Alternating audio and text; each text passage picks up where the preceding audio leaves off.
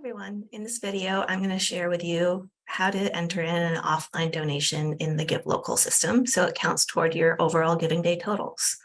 So what do we mean when we talk about offline donations? We're talking about cash or checks that you receive between June 1st, when early giving kicks off, and noon on Thursday, June 29th. Anything that it was received before that time or after that time will not count toward your giving day totals. If you receive a check, it must be both received and dated during that time period as well. So even though this is primarily an online giving event, we have the option to give by check or by cash because we know that some donors want to give those ways. And we want to make sure that we can help you all with your fundraising totals as much as possible. Additionally, it's possible that you're new to GiveLocal and your donors are not familiar with this platform. So it's nice to have the option to be able to give via check or by cash. And lastly, we know that there are some donors who are not comfortable using online systems to process their credit card information, and we understand. So this is why we have the offline donation options. So I'm going to share my screen and show you how to do this on the GiveLocal site. All right. So here I am on the GiveLocal site. To enter in an offline donation, you're going to go to the top right-hand corner of the screen and click Login. And then you're going to fill in your email address and your password. You'll see that mine is already pre-filled in here, as is my password.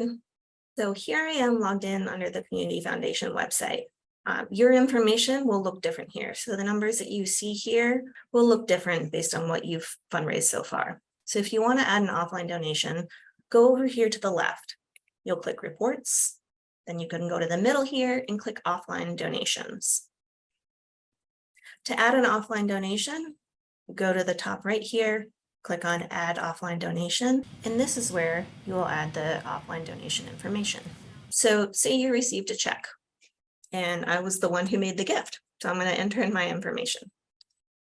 Lindsay Gleason, I gave $100, and then over here, you'll click a drop-down menu for source.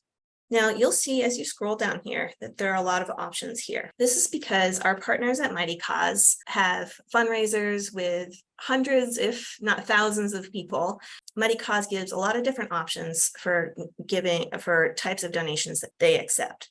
At the Community Foundation for the GiveLocal Giving Day event, we accept only cash, so you can click here, or a check, which is the example that I'm using here. The other options are simply part of the Mighty Cause system. So that's why you see those additional options, but we only accept cash and checks for this particular event. So here you'll see email is optional. You don't have to put anything there. The next thing to do is to add the date that you received the check. So what's really important about an offline donation is, if it's a check, is it has to be both dated and received either during the early giving period starting June 1st or during the giving day itself, which ends at noon on June 29th. So what we're counting there is any offline donations entered into the system by noon on the 29th will count towards your giving day totals. But unfortunately, anything that you receive afterward will not count toward your giving day totals. So the donation date can be adjusted here.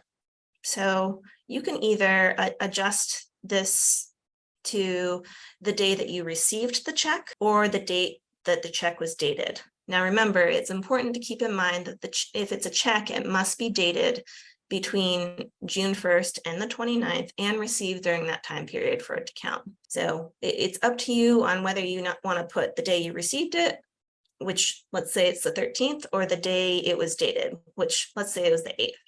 I'm going to adjust that and click OK. This next piece, external tracking ID, you don't have to enter anything there. Notes, another one where you don't have to enter anything there. And then hide name from public display. So say you know this donor does not want their name out there on the website. You are welcome to click hide name from public display and it will show up anonymously. One thing I want to add here is many of you are working on getting donations for our Farthest Donor Prize, which we're really excited about. This is a new prize this year worth $500, and it's literally the donor who's farthest away from the Community Foundation office in Blacksburg. We're at 1900 Craft Drive in Blacksburg. And so once the giving day is over, we're going to calculate who had the farthest away donor. And these donations can come in during the early giving period or on the giving day itself. They just have to be in the system at noon on Thursday, June 29th to count. So if you receive a check, say from China, Antarctica, I don't know who's mailing from Antarctica, but that would be pretty exciting. Australia, wherever you think might be the farthest, I would suggest putting in a note here and saying received from Australia. Then please email me with a copy of the check so we can confirm the address and make sure that it's in the running to be considered for our farthest donor prize. So if this was a real donation, we would go over here and click complete donation, and that $100 would pop up on our total to show in the overall giving day total. So another example, let's say I sent a check that was worth more than $1,000. So I sent a $1,200 check. Any checks that you receive that are over $1,000, we'll ask you to send us a copy of that check just so we can verify the amount and the date it was dated and received. So why do we ask that? We fully trust all of you, but we do know there's a lot of details associated with giving day. And so maybe you missed that you can't hold on to a check from May and enter it into the giving day totals. The other part where this comes into play is often for our different grants and prizes, there's a couple of folks who are really close in the running.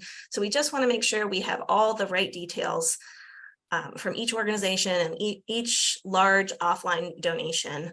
So that's why we ask for that additional verification. One other thing that I'll add about this is, as you may know, in the system, when someone gives online, a tax receipt is automatically emailed to that person, which is a really helpful system. You are, of course, welcome to send another note to someone to say thank you for their gift, but just know that those tax receipts are automatically sent. However, for an offline donation, tax receipts are not sent. So if your donor requires one or asks for one, you as the organization will have to send that tax receipt.